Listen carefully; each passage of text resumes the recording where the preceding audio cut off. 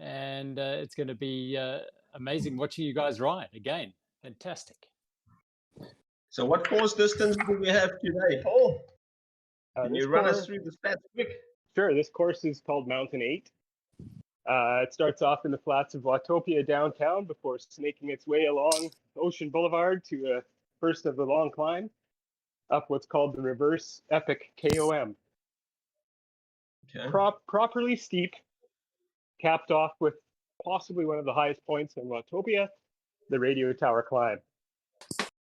That will take people about 10 minutes or more just to complete the radio tower climb on average. And then once you finish the radio tower climb, you can speed back down towards Watopia on the backside of the epic KOM climb, finishing off with some false flats through the Italian villas before you hit the S's area of the course, which is a nice rolling course left and right and up and down, before you pass the finish line. How far is it, Paul? I believe it's 33.3 kilometers. Yeah, that's what I guessed it. I see those numbers, and I'm not entirely sure if they're correct, but that's it. Yeah. Yeah. And about 650 odd meters of climbing, and yeah, just top of that climb, the gradients look brutal. Yes. I can't remember exactly, but I think that they're averaging around 13% for that radio tower climb. Yeah. So you're going to know you're there. A stage for the climbers. Yep. And similar sort of ETA for today, Paul. Some of the finishing time of last week. Some people will finish probably just over an hour.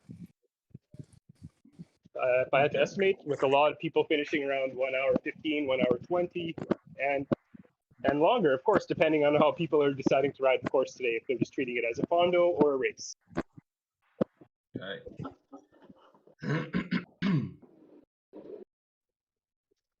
So it looks like we have 52 people currently on the start line today,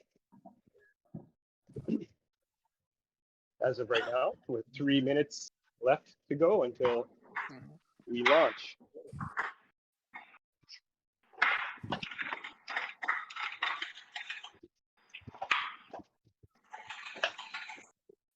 A climbing bike would be your best friend today. And all on the road, Paul? Yeah, yes, there's just a very, very short section of gravel on here. It won't cause any issues. The rest of the road is all tarmac.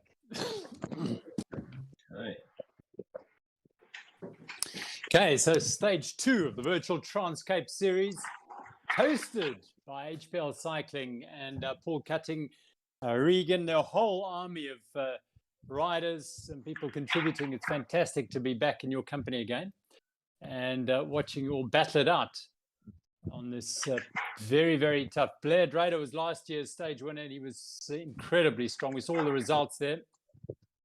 And is Blair again with us? I believe he is. Good. We've had we've had a few more registrations since last week, with some excellent climbers joining the field. So it should be a good show. Pick this one out. Sue Drader's there as well, who was our first woman last week, I think it was. So after checking the times, I do have to make a correction there. We had Christine Roberts finishing first out of the female. Beg your pardon, Christine. I'm sorry, we were incorrect last week, but that is the correct winner. No worries. Christine Roberts. No worries. There she is from Anaheim, Saskatchewan. I believe. Right. Saskatchewan, yeah. Yes.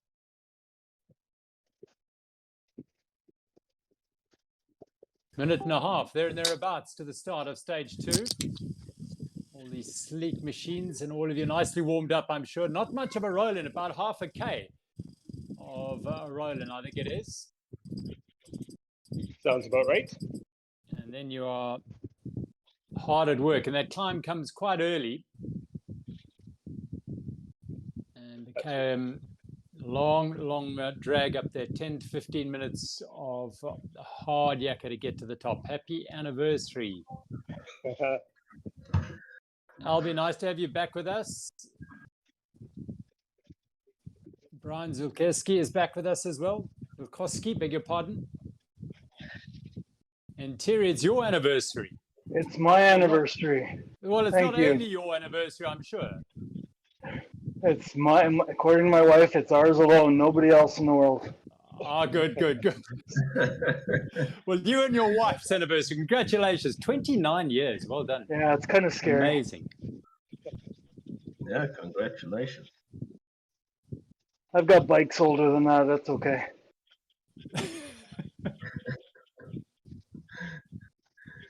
I got children older than that. That's not okay. Ah, lovely. Here we go. Okay, here we go. 5, 4, 3, 2, 1, and we're rolling. Off we go. Stage number 2 of the virtual TransCape hosted by HPL Cycling in Saskatoon, and we should be rolling. I think. We are. Good.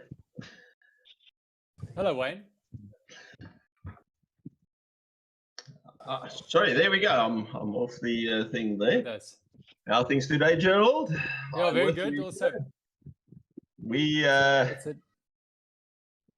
I hear that said that there's a number of climbers that have joined the ride today. That's good to hear. Me and Lenore have been out and about a little bit this week, actually on a TransCape route recce. On a recce.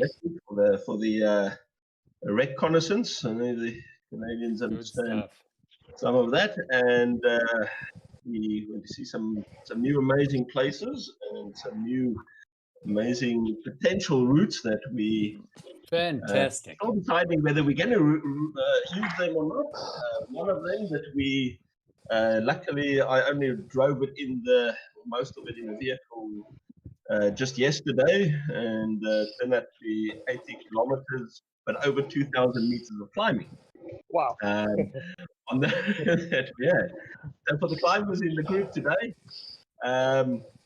get your ticket stand for TransCape next year. There could be quite a bit of nice climbing.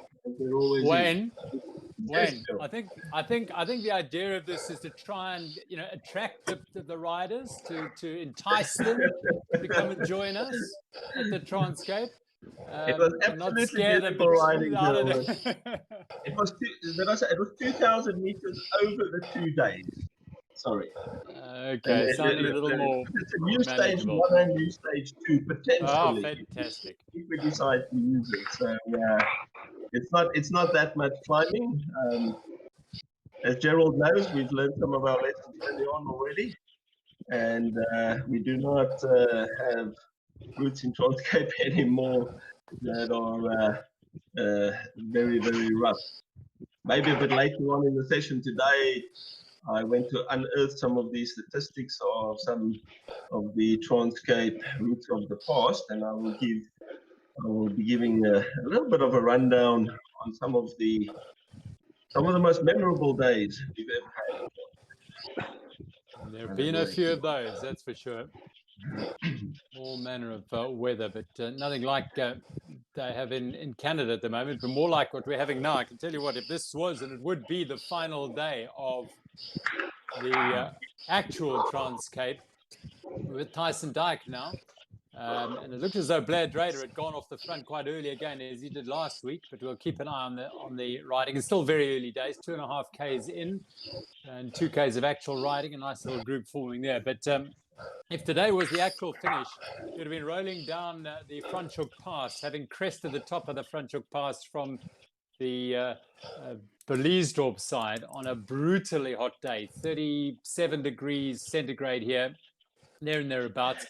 But as we know, in the past, racing stopped at the top of that pass, and you just rolled down gently into Franschhoek to enjoy a glass of champagne and a beer or whatever it might be to welcome you home to the finish of 7 days of the beautiful TransCape. So today would have been the real end of this year's event, wouldn't it, Wayne? And well, we've had a few great celebrations for the riders, and this is a brief interruption. We'll be back next year with more wonderful riding. But for the time being, this is what we've got, a virtual ride with Blair in that group.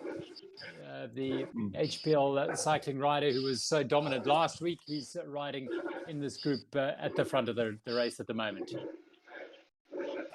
And I definitely, Gerald, you know, I have quite exceptionally fond memories of the last stage exactly a year ago today. As you know, there was extremely special where literally all the riders, we all met on top, you know, even the front riders, and we all met on the top of TransCape Pass, and we rolled down through the historic TransCape. There's one group all over the finishing line, there's one group there, and that's the first time